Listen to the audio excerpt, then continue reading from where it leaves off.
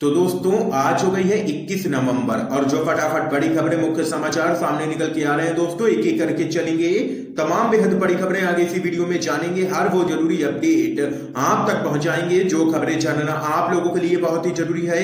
लेकिन उससे पहले दोस्तों आप लोगों से एक छोटा सा निवेदन है कि अगर आप लोग भी देश भर में नफरत फैला रही गोदी मीडिया का बहिष्कार करते हैं, विरोध करते हैं, तो अभी इस वीडियो को लाइक करके चैनल को सब्सक्राइब करके बेल के आइकन को जरूर दबा दीजिए दोस्तों, और कमेंट बॉक्स में कमेंट करना बिल्कुल भी मत भूलिएगा।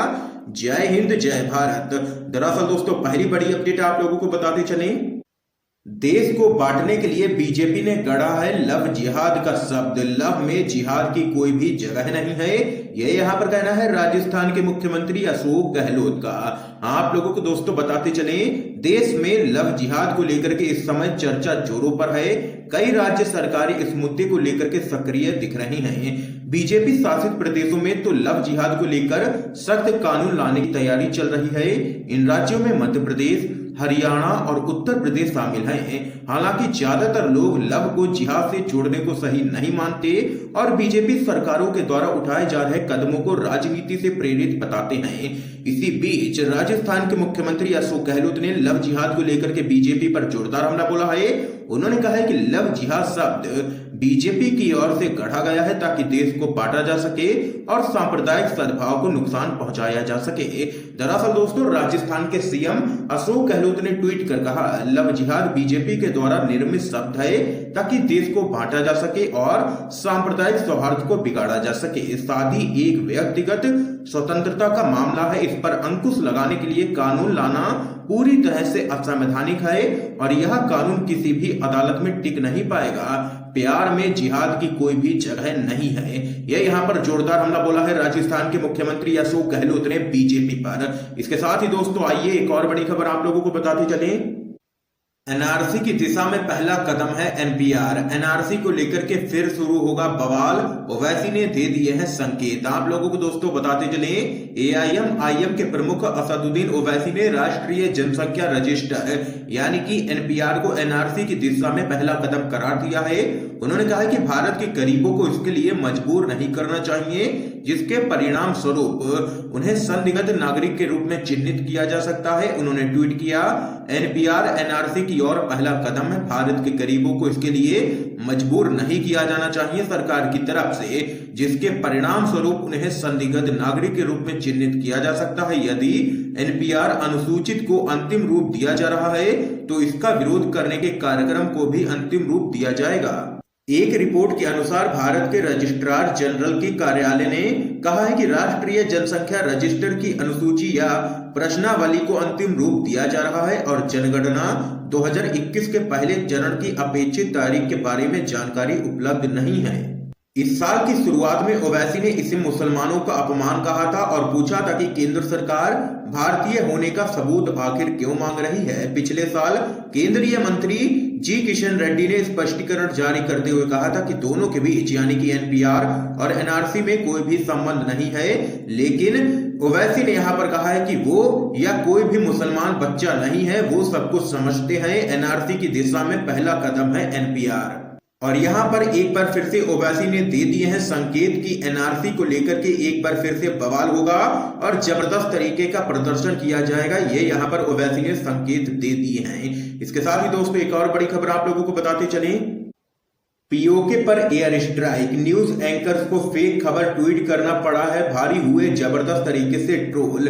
आप लोगों को बताते चले, गुरुवार शाम को करीब 7 बजे अचानक से मीडिया और सोशल मीडिया में इस तरह की बातें चलने लगी कि पाकिस्तान के कब्जे वाले कश्मीर यानी कि पीओके में भारतीय सेना ने एयर स्ट्राइक की है। टीवी स्क्रीन पर बड़े बड़े अक्षरों में ये खबर फ्लैश होने लगी। सोशल मीडिया में भी काफी चर्चित लोग इस एयर स्ट्राइक को मोदी सरकार और भारतीय सेना की बड़ी कामयाबी बताते हुए पोस्ट करने लगे। तो वहीं दोस्तों आप लोगों को बताते चले, हिंदी न्यूज चैनल आज तक की एंकर अंजना ओम कश्यप ने भी एयर स्ट्राइक की एक खबर ट्वीट करते हुए लिखा, पीओके में भारतीय सेना की एक और बड़ी एयर स्ट्राइक, पीओके में अब तक का सबसे बड़ा ऑपरेशन।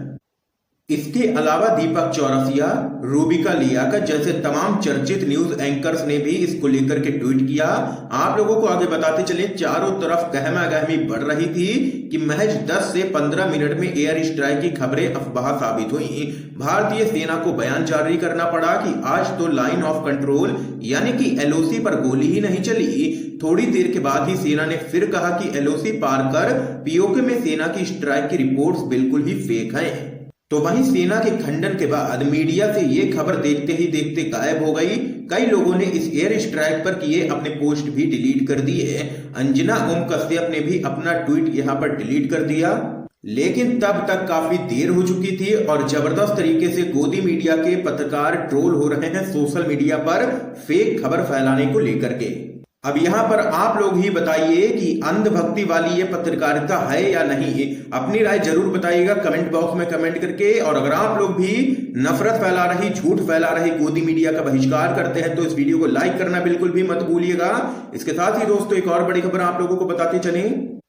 राहुल गांधी का मोदी सरकार पर तंज, सरकारी कर्मियों की हालत पस्त, पूंजीपति मित्र मुनाफा कमाने में मस्त। आप लोगों को दोस्तों बताते चले, कांग्रेस के पूर्व अध्यक्ष राहुल गांधी ने केंद्र की मोदी सरकार पर निशाना साधते हुए तंज कसा है। राहुल गांधी ने मोदी सरकार पर आरोप लगाया है कि मौजूदा सरकार अपने पूंजीपति मित्रों को मुनाफा पहुंचा रही है। राहुल गांधी ने केंद्र सरकार पर महंगाई दर बढ़ने को लेकर के ट्वीट किया है और केंद्र सरकार पर निशाना साधा है। आप लोगों को बताते चले, राहुल गांधी ने ट्वीट करते हुए लिखा है कि खाद्य पदार्थ का महंगाई दर 11.1% पार, लेकिन मोदी सरकार सेंट्रल पीएसयू कर्मचारियों का डीए बढ़ाने के बजाय फ्रीज कर रही है। सरकारी कर्मचारियों की हालत पस्त, पूंजीपति मित्र मुनाफा कमाने में मस्त। ये यहाँ पर राहुल गांधी ने केंद्र की मोदी सरकार को लिया है निशाने पर। इसके साथ ही दोस्तों आइए एक और बड़ी खबर आप लोगों को बताते चले। बिहार, महिला को मारा पीटा, कपड़े फाड़े, जबरन भरा सिंदूर, तेजस्वी यादव बोले बिहार में महाजंगल राज है। आप लोगों को बताते चले, हाल ही में बिहार चुनाव के नतीजे घोषित किए जाने के बाद राज्य में एक बार फिर से नीतीश कुमार की सरकार बन गई है, जिसके बाद से ही विपक्षी दल भाजपा और जेडीयू पर हमलावर हो रहे हैं। इसी बीच राष्ट्रीय जनता दल के नेता तेजस्वी यादव ने बिहार में एक घटना का हवाला देते हुए राज्य में महाजंगल राज स्थापित होने की बात कही है। दरअसल बिहार के दरभंगा में एक ऐसी अमानवीय घटना घटी है जिसने मानवता को शर्मसार कर दिया है। बताया जा रहा है कि दरभंगा के घनश्यामपुर थाने के आधारपुर गांव में दिवाली के दिन एक लड़के ने पड़ोसी की लड़की के साथ शादी कर ली, जिसकी सजा लड़की वालों ने उसकी मां को दी है। आप लोगों को बताते चले, लड़की वालों ने जबरदस्ती घर में घुस करके तोड़फोड़ की, लड़के की मां के साथ मारपीट करने के बाद उसे अर्धनग्न कर दिया और बाल काट दिए। इतना ही नहीं, उन्होंने ऐसी शर्मनाक हरकत को अंजाम देने के बाद महिला की मांग में एक महादलित के हाथों सिंदूर भरवा दिया और माला पहना दी।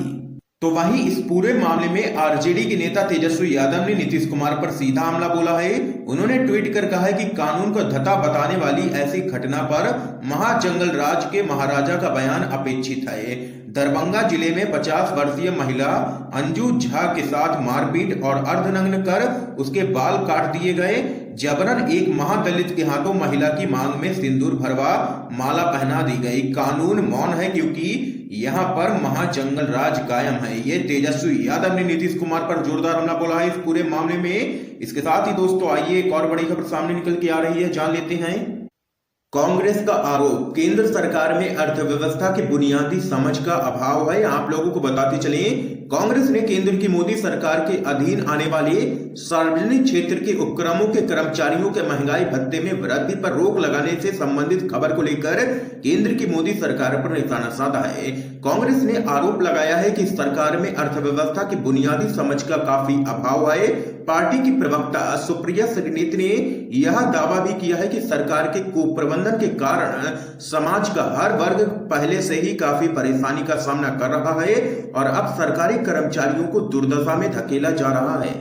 तो वहीं कांग्रेस ने आगे दावा किया है कि अर्थव्यवस्था की खराब हालत नियंत्रण से बाहर हो रही है और समाज का हर वर्ग परेशानी में है। दिक्कतें सिर्फ असंगठित क्षेत्र में ही नहीं है, बल्कि यहां तक कि सरकारी कर्मचारी भी सरकार के आर्थिक प्रबंधन का खामियाजा भुगत रहे हैं। कांग्रेस की प्रवक्ता ने आगे कहा कि यह उन लोगों की स्थिति है जिनकी आय सुनिश्चित है, जो उन कंपनियों में कार्यरत हैं जहां कोई भी परेशानियां नहीं है अनौपचारिक क्षेत्र जहां हमारे श्रम बल के 90% लोग काम करते हैं, वहां की दुर्दशा तो कल्पना से भी परे है।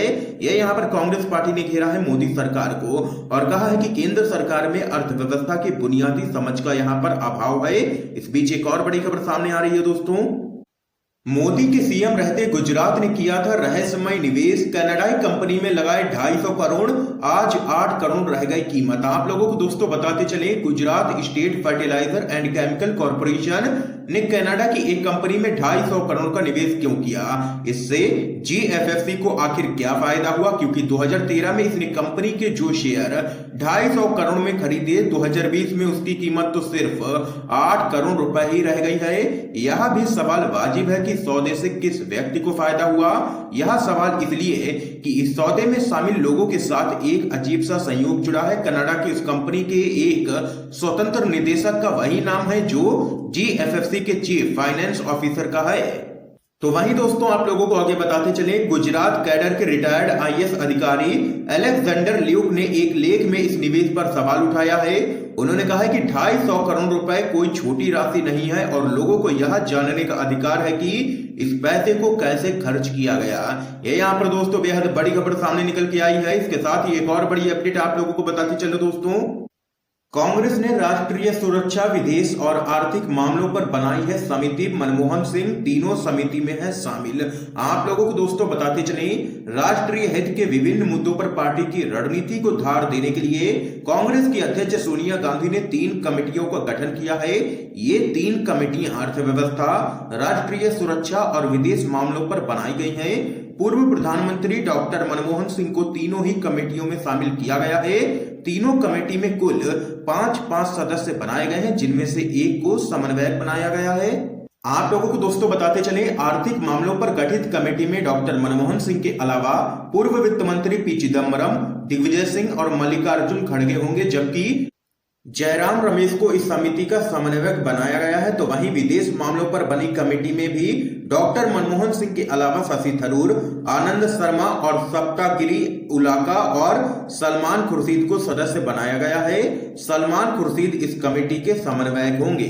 तो वहीं तीसरी कमेटी राष्ट्रीय सुरक्षा पर बनाई गई है। इस कमेटी में भी डॉक्टर मनमोहन सिंह के अलावा वरिष्ठ नेता गुलाम नबी आजाद, वीरप्पा मोइली और वी वैंथिलिंगम और विंसेंट पाला को सदस्य बनाया गया है।